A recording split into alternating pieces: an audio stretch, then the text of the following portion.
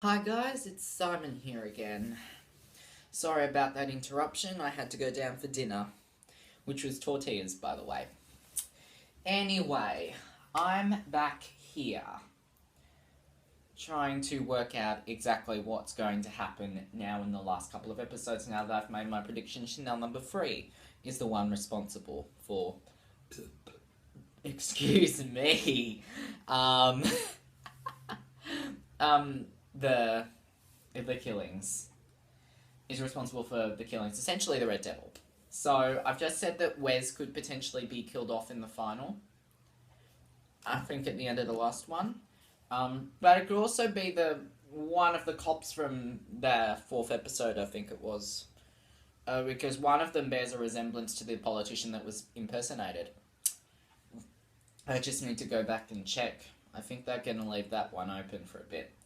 Um, what's going to happen to everyone else? Well, Dean's going to get killed. Reason being is because whilst the school's open, there's more opportunities for more Chanel's to potentially get out there and get that job opportunity. And Chanel number 3 wants all of the attention to herself.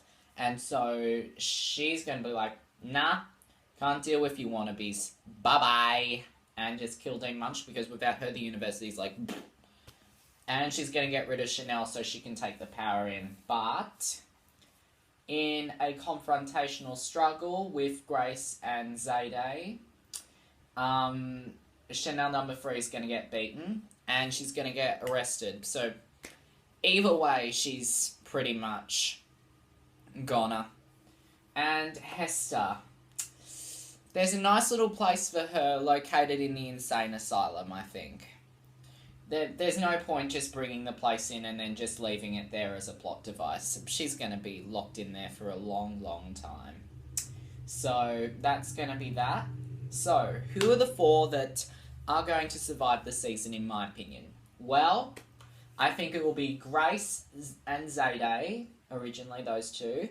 Chad is surprisingly going to survive and go on, be with all this kind of stuff that Chanel did, the narrations, a video of Chanel Oween. I think Chad's compiling all that for like a memoirs book because remember, he has been having some tutelage sessions with Dean Munch and he might be smarter than he's letting on. His intelligence quota, I think, has grown. I'll just shift the camera thing a little bit. His intelligence quota, I think I remember from episode 3, improved quite a bit. Although he's still pretty ridiculous. So he's going to survive, write Chanel's memoirs, get filthy, dirty rich. And there's another connection with the Manson family crimes because Charles Manson had like an autobiography written by somebody else. And so Chanel's going to have an autobiography written by somebody else. I am so sorry. These words are confusing. Because Chad and Pete said that Chad challenged Pete to an alpha male fight to the death in this episode, or maybe in the confrontation with Chanel number 3, Pete will fake his own death, but he'll survive and be back in Grace's arms by the season final. So it kind of Grace and Pete live happily ever after. So that's my 4 predictions on who's going to make it through and my prediction on who the Red Devil is. And rumours are from a website things that the new series is going to be set in a summer camp if there's a second season. I'm all for this idea. I would love seeing, pardon me, Lady Gaga, because she said persistently that she wants to be on Scream Queens.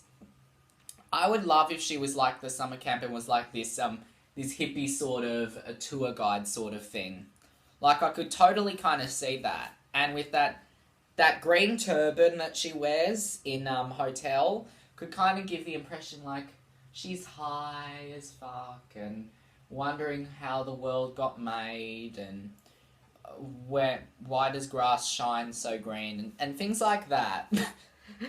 Grass, just the link with marijuana, I just realised. Oops. Anyway, that's what I think might happen. I'd love to see Niecy Nash come back, and the people coming to the summer camp are like these reckless kind of rebellious youths, and she's like the one in charge of them. Like, I could totally see that in my head now.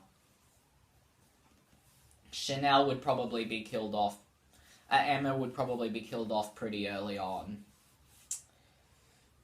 I'd love to see more Ariana Grande and Nick Jonas, though. Imagine if their characters in season 2 were in a relationship.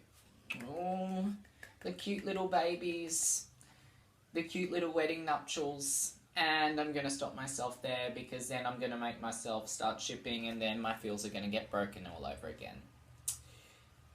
I hope Lucien Labuschagne comes back for Series 2 because he's really starting to get a break in the States and be ashamed to end it so soon. But, on the whole, Scream Queens has actually been really, really good. Like I said this in part 1, but it's been good. Like, it's not Emmy Award winning good like I thought it was going to be, but it's been pretty good. And I can't wait to see who the Red Devil is. And I cannot wait to see how everything ends.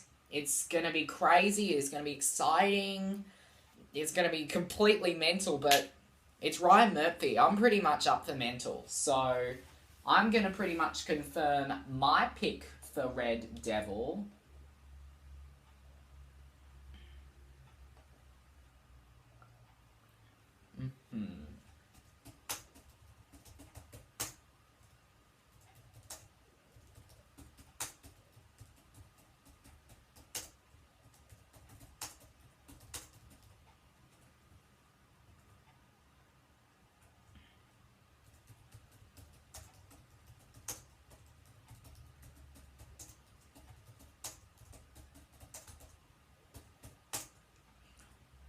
Okay, I'll tweet that out.